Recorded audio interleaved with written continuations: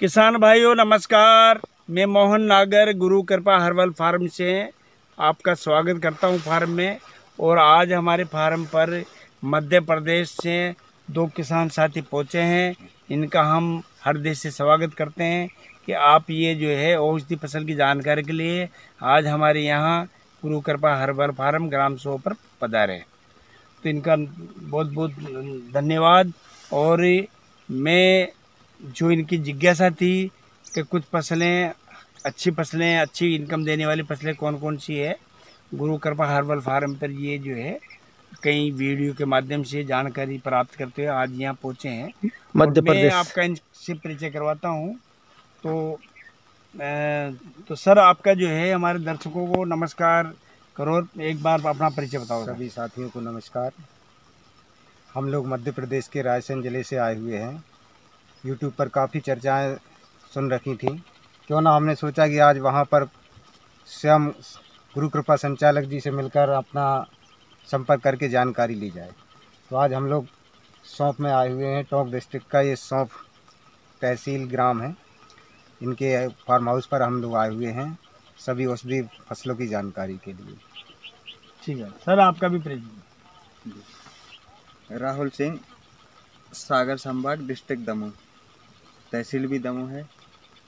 जो आप मध्य प्रदेश से हैं, हाँ, आप तो रायसेन जिले से हैं और आप दमोह जिले से। हाँ, दमोह जिले, सागर संभाग से। सागर संभाग से। तो आपको भी जानकारी यूट्यूब के माध्यम से मिली? जानकारी लेने के लिए आए, यूट्यूब के माध्यम से आपकी वीडियो देखे, उत्सुकता हुई जानने की कि ये। तो ये बताइए, आप जिस फसल में हम सब खड़े हैं, हाँ जी, इस फसल के बारे में पहले कोई नॉलेज या कोई जानकारी थी क्या आपको? ये इस पौधे कभी देखा है क्या आपने ये पौधा? नहीं जी, ये पौधा देखने को तो नहीं मिला। ये पौधा नहीं मिला। नहीं, आप कह रहे थे कि इस तरह का पौधा हमारे यहाँ छोटा पौधा होता है, इसी की हम शक्ल जिसे बथुआ बोला जाता है। अच्छा, ऐसे ही रहता है वो। खरपतवार हाइट इतनी बड़ी नहीं होती। अच्छा, छोटी हाइट का होता है वो। उसे तो खरपतवार में निकाल के फेंक देते हैं हमारे यहाँ किसान लोग।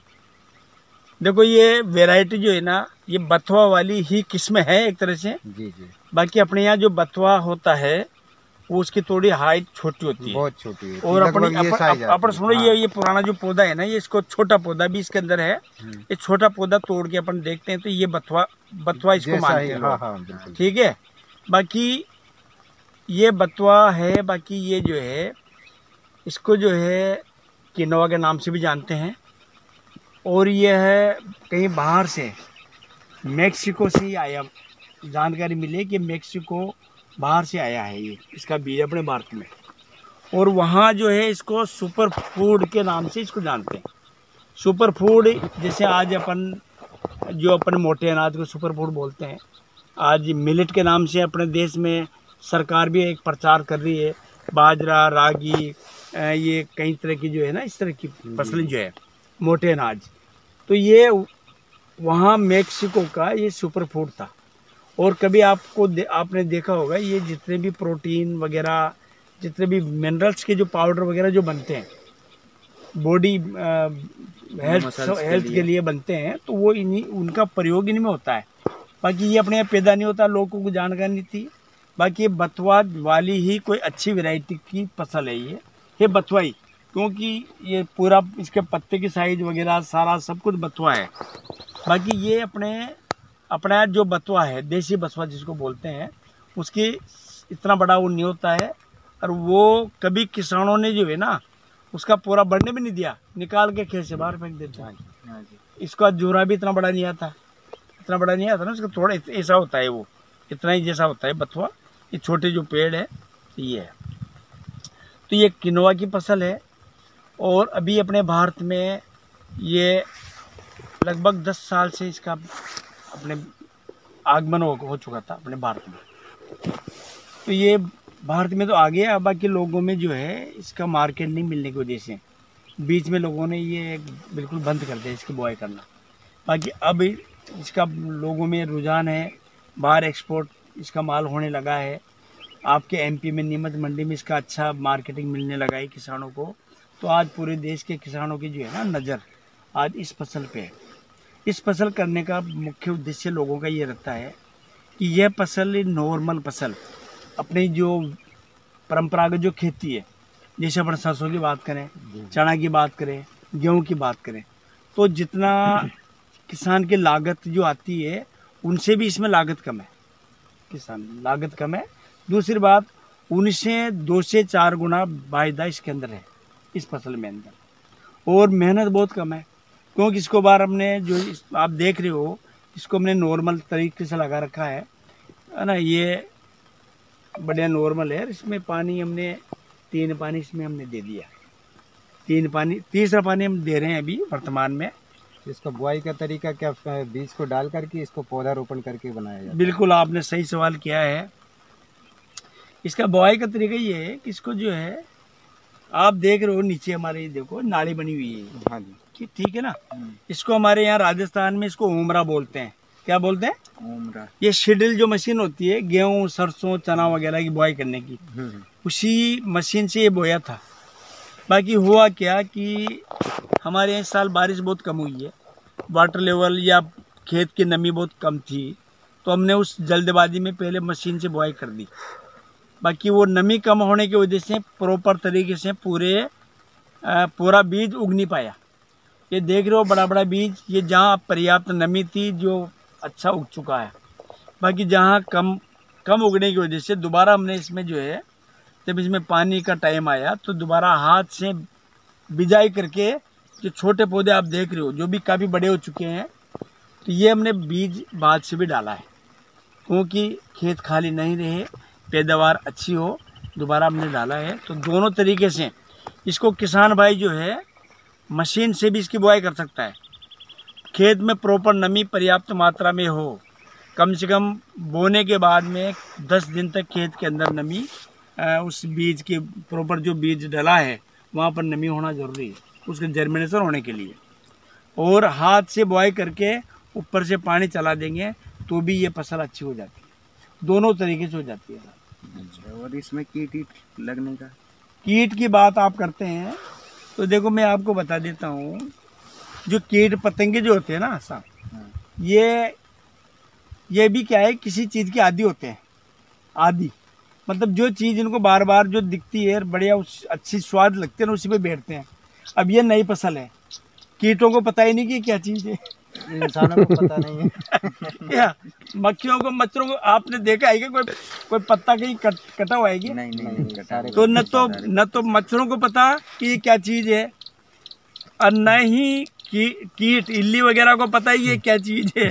तो वो न तो इसके पत्ते में कहीं छेद है, न कोई मच्छर आपको दिख रहा है, न कोई इल्ली लट कीड़ा कुछ दिख रहा है क्या आपको? नहीं दिख रहा है ना।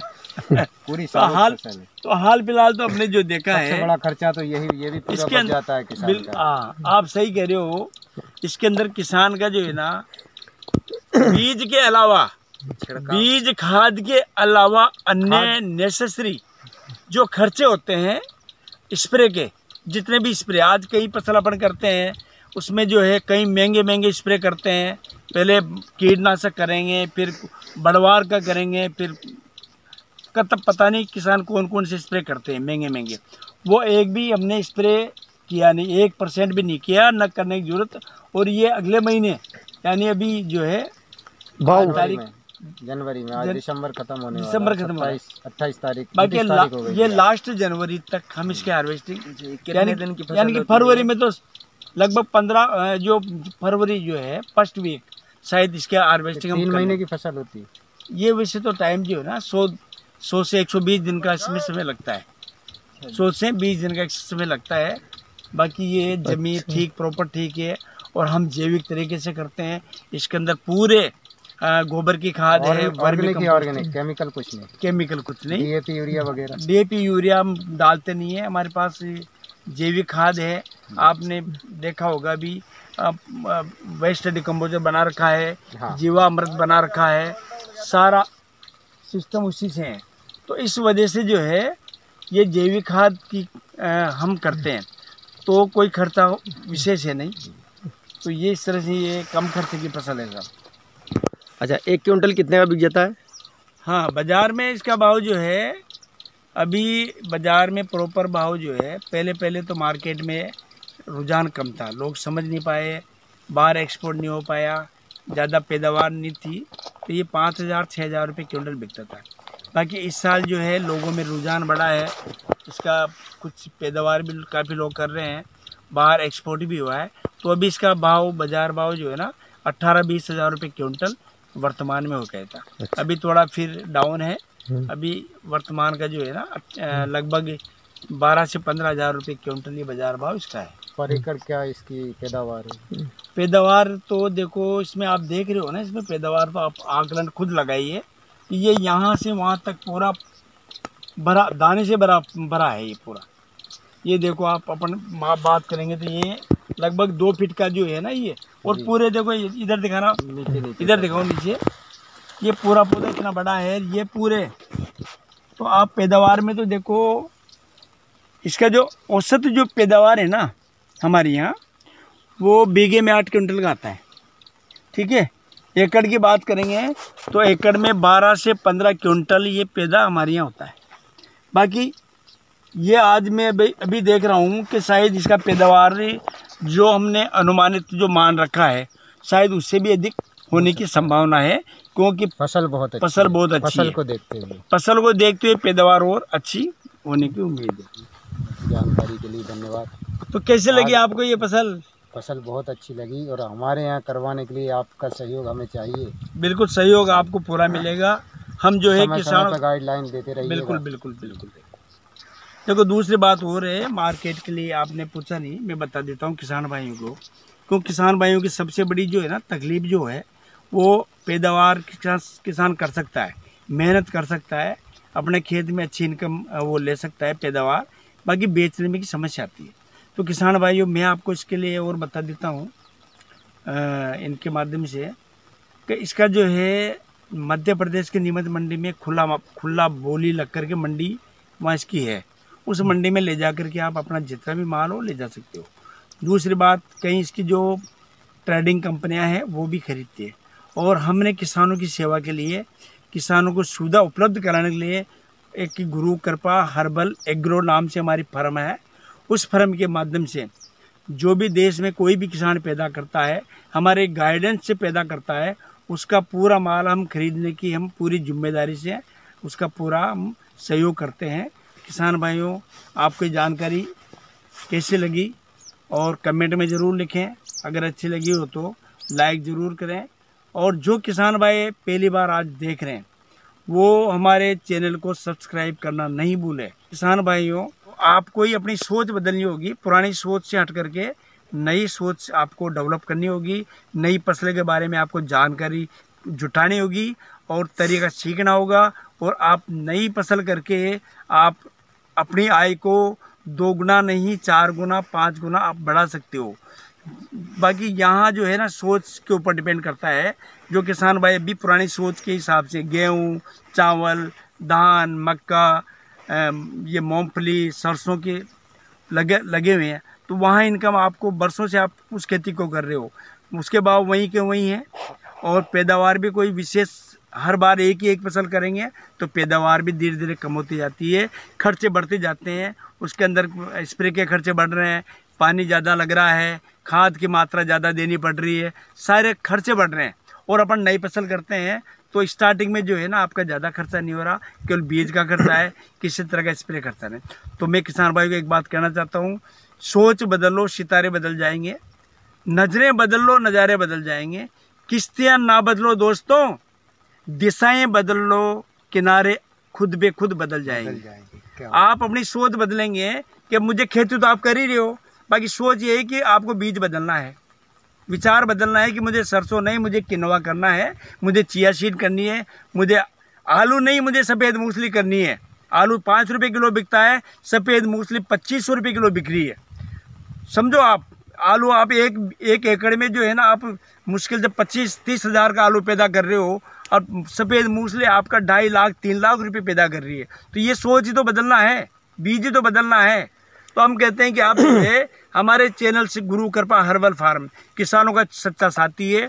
हम किसानों की सेवा में 24 आवर्स तैयार रहते हैं, बात करने के लिए, समझाने के लिए, हर चीज़ का जवाब देने के लिए। तो किसान भाइयों ये आपका चैनल है, सब्सक्राइब ज़रूर कर लें, और किसी तरह की कोई आपको शंका है ज़रूर पूछें। हमारा मकसद है कि किसान की आमदनी दुगनी हो, क्योंकि मैं बचपन से मैंने खेती देखी है। मैं परंपरागत एक किसान का बेटा हूँ और किसान की हालत को बचपन से अब तक देखता आया हूँ। आज जो है ये डेवलपमेंट मैं आपको कर रहा हूँ, ये दिखा रहा हूँ, ये किसान की आमदनी बढ़ाने की लिहाज से ये एक आपके लिए एक मील का पत्थर साबित होगा। और अभी किसान भाइयों, आपके पूरे देश में गुरु कृपा हर्बल फार्म के द्वारा काफ़ी जानकारी उपलब्ध करवाई जा रही है। कम से कम आज इस किनोवा की खेती में मध्य प्रदेश भर में हमने 500 किसानों को बीज उपलब्ध करवाया है और सब अच्छी पैदा ले रहे हैं। और डेली उनसे हमारी वार्तालाप है, जो भी उनको समस्या है उसके बारे में हम फ़ोन के द्वारा उनका निदान करने के लिए हमेशा तत्पर रहते हैं। तो नमस्कार, जय हिंद,